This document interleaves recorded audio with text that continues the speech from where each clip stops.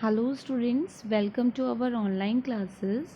Today I am going to start new chapter. This is chapter 3 from Civics class 8 and the chapter is Companies Administration Rise and Expansion. So Companies Administration means the East India Company.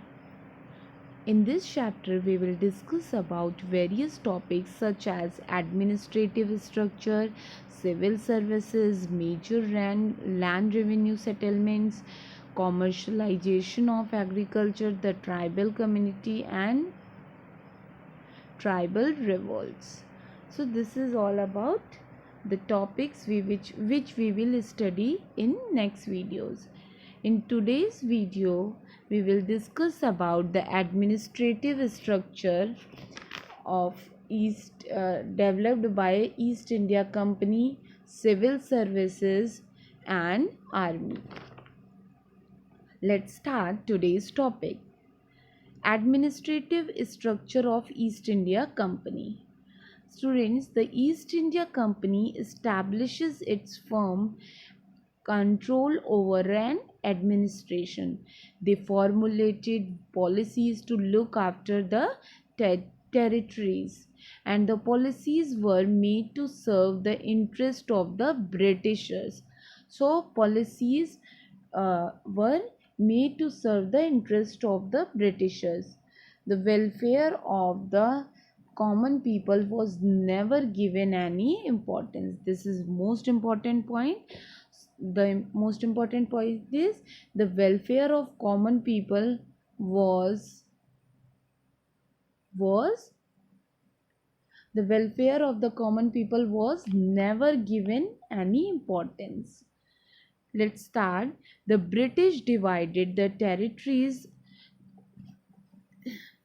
The British divided the territories they owned in India into provinces, and the provinces were further divided into districts. For example, Bombay, Bengal and Madras are some important provinces. Each provinces were administered by the governor, and overall control rested with the governor general, and governor general acted as the head of entire administration. A district magistrate was the head of district, and his duty was to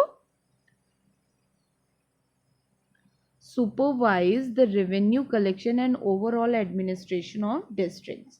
So British divided the territories they owned in India into provinces, and these provinces were further divided into districts, and each provinces were administered by a governor, and the overall control rested with the governor general, who act as the head of entire administration.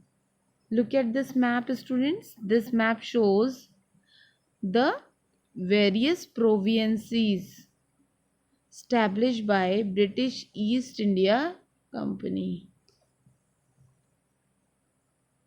The administration was carried by 4 agencies, and the 4 agencies are civil services, army, police and judiciary.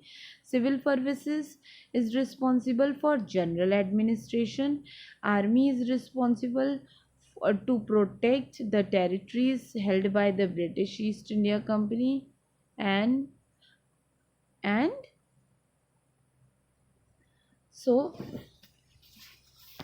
the administration was carried by 4 agencies: civil services for general administration, army to protect the territories held by the British East India Company, the police. The police is to maintain law and order and to ensure peace, judiciary to provide justice. So these are the 4 agencies that carried by the administrators of East India Company. Now, civil services. The credit for starting Indian civil services in 1793 goes to Lord Cornwallis. Look at this picture, student. This picture shows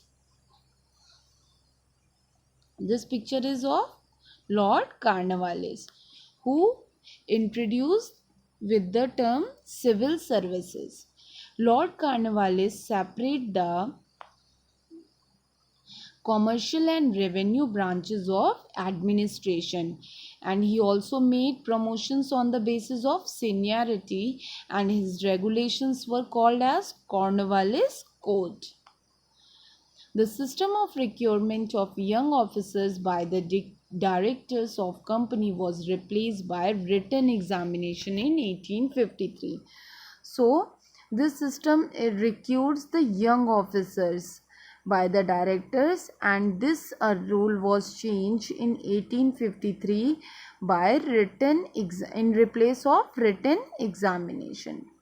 Fort William College was set up at Calcutta to train young civil servants. So Fort William College was set up to train young civil servants. Lord Cornwallis believed that every native of Hindustan is corrupt. Hence, so the Indians were not allowed to compete for higher post in the civil services. This is all about the civil services. Now, army. East India Company required a regular army to protect its Indian trade settlements from aggressive local rulers and European countries. So, East India Company required the regular army to protect Indian trade settlements. In 1748, the company forces at Madras were under the command of an experienced British officer named String Lawrence. String Lawrence was given the responsibility to train the mixed band of European and Indian soldiers, and he laid down the foundation of an army which grew into the regular Madras in the next decades. So this is all about the army. And the composition of British Indian Army is, the British Indian Army consists of two troops, the Royal Troops and the Company's troop. The Royal Troops had only British recruits, and their terms of services were better than Company's troop, and Company's troops were the mix of both European and Indian soldiers, and these Indian soldiers were called sepoys. Sepoys from the Persian word sipahi, meaning soldier. The highest position that India could behold in the company's troop was that of Subedar, a rank lower than an officer. So this is all about the composition of British Indian Army.